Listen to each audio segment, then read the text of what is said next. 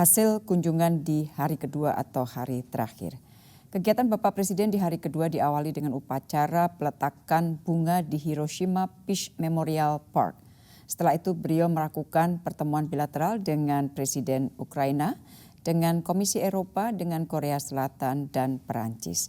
Kemudian Bapak Presiden menyampaikan statement di sesi terakhir yaitu sesi ke-8 KTT G7 Outreach dan bertemu dengan perusahaan-perusahaan besar Jepang dalam format CEO meeting. Jadi total pertemuan seluruhnya ada 6 pertemuan. Rekan-rekan yang saya hormati, saya awali dengan pertemuan bilateral. Dengan Ukraina, Bapak Presiden mendengar langsung update situasi terkini dari Presiden Zelensky mengenai situasi terkini di Ukraina.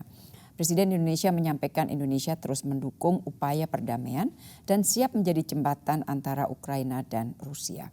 Presiden juga menyambut baik perpanjangan Black Sea Grain Initiative selama 2 bulan yang sangat penting untuk kelancaran rantai pasok gandum dunia. Presiden Zelensky mengapresiasi posisi Indonesia dan menghargai kunjungan Bapak Presiden ke Kiev. Presiden Zelensky menyampaikan bahwa Presiden Jokowi adalah salah satu pemimpin yang pertama berkunjung ke Kiev di saat situasi sangat sulit. Komitmen Indonesia untuk berkontribusi dalam perbaikan salah satu rumah sakit di Kiev juga dibahas. Dengan Presiden Komisi Eropa, Presiden Indonesia menyampaikan 3 hal utama. Pertama, mengenai pentingnya penyelesaian perundingan Indonesia-EU CEPA. Kemudian yang kedua menyampaikan concern terkait kebijakan deforestasi UE atau EU Deforestation Regulation yang telah diadopsi. Indonesia mengharapkan bahwa benchmarking proses harus dilakukan secara transparan dan objektif. Presiden menjelaskan bahwa deforestasi Indonesia menurun sangat tajam, menurun 75% di tahun 2019-2020. Data dan kondisi ini harus dilihat secara objektif. Hal ketiga yang disampaikan Presiden kepada Presiden Komisi Eropa adalah bahwa Indonesia dan Malaysia akan melakukan misi bersama ke Brussel untuk menyampaikan semua data-data agar Uni Eropa lebih paham situasi Indonesia saat ini dan tidak terus mengambil kebijakan yang merugikan. Presiden Komisi Eropa berjanji akan memperhatikan semua fakta dan data yang disampaikan oleh Indonesia. Dengan Presiden Korea Selatan, kedua pemimpin sepakat mengenai pentingnya optimalisasi Indonesia-Korea CEPA. Presiden menyampaikan pentingnya realisasi investasi dari perusahaan-perusahaan Korea di sektor industri kimia, energi baru terbarukan, ekosistem EV, dan pembangunan IKN. Dalam tanggapannya Presiden Yoon, Presiden Korea Selatan menyampaikan komitmennya terhadap investasi Korea Selatan di Indonesia. Dalam pertemuan, Presiden juga mengangkat isu terkait penambahan kuota dan perluasan bidang kerja PMI di Korea Selatan. Dengan Presiden Perancis, Presiden Jokowi meminta dukungan atas aplikasi keanggotaan Indonesia pada Financial Action Task Force atau FATF yang ditanggapi positif oleh Presiden Perancis. Kedua presiden memiliki pandangan yang sama, pentingnya perundingan Indonesia-EU CEPA dapat diselesaikan secepatnya. Dibahas juga keikutsertaan perusahaan Perancis di proyek hilirisasi industri Indonesia dan bantuan Perancis untuk mendukung transisi energi di Indonesia melalui AFD sebesar 500 juta euro serta Just Energy Transition Partnership atau JETP. Presiden Indonesia menyambut baik rencana joint venture antara PT Land Industries dan Thales untuk produksi bersama alutsista. Rekan-rekan media, itu tadi hasil pertemuan bilateral Bapak Presiden. Sekarang saya beralih ke pertemuan sesi 8 KTT G7 Outreach. Sesi 8 ini membahas upaya global untuk mewujudkan perdamaian, stabilitas, dan kemakmuran. Presiden Ukraina diundang oleh tuan rumah hadir dalam pertemuan dan menyampaikan pernyataannya yang pada dasarnya memberikan update mengenai situasi di Ukraina.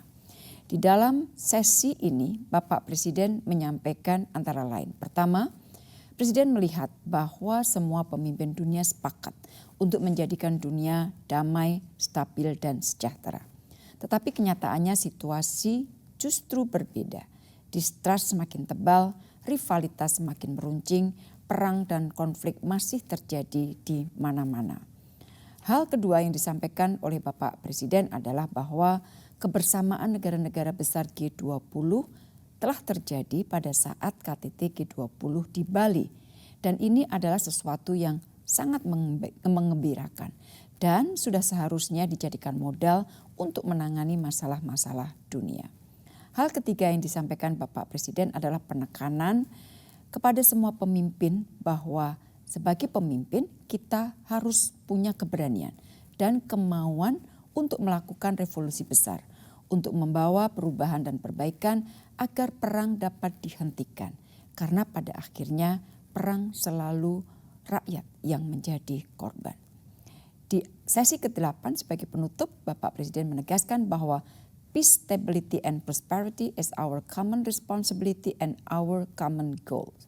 Presiden mengajak semua pemimpin secara bersama melakukan perubahan untuk menciptakan perdamaian. Rekan-rekan, kegiatan terakhir Bapak Presiden adalah pertemuan dengan perusahaan-perusahaan besar Jepang dalam format CEO meeting. Pertemuan ini membahas kerjasama investasi di sektor prioritas Indonesia dan khususnya meng-highlight kerjasama investasi dalam pembangunan IKN.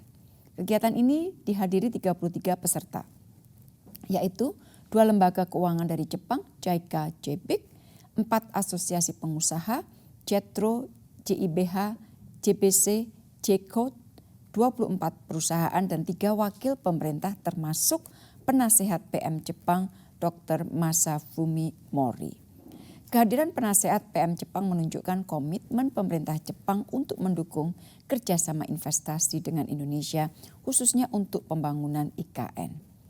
Di dalam CEO meeting, Bapak Presiden menyampaikan beberapa hal. Bahwa di tengah ketidakpastian ekonomi dunia, ekonomi Indonesia termasuk salah satu yang bertahan. IMF memproyeksikan ekonomi Indonesia tumbuh 5% tahun ini dan untuk tahun depan 5,1%. Pertumbuhan ekonomi Indonesia jauh di atas rata-rata pertumbuhan ekonomi dunia dan G20. Oleh karena itu Bapak Presiden mengatakan bahwa berinvestasi di Indonesia sangat menjanjikan. Terdapat komitmen kuat dari pemerintah untuk terus meningkatkan iklim investasi dan daya saing. Dan Bapak Presiden mengajak perusahaan-perusahaan Jepang untuk berinvestasi di sektor-sektor prioritas antara lain hilirisasi industri, transisi energi, dan pembangunan IKN. Bapak Presiden beberapa kali menyampaikan senang bekerja dengan Jepang karena kualitasnya bagus, namun mengharapkan harganya lebih kompetitif. Deliverables dari pertemuan ini adalah 5 MOU antara otorita IKN dengan JK, JBIC, JBIH, JCODE, dan UR atau UR. Dan 24 LOI antara otorita IKN dengan perusahaan-perusahaan Jepang.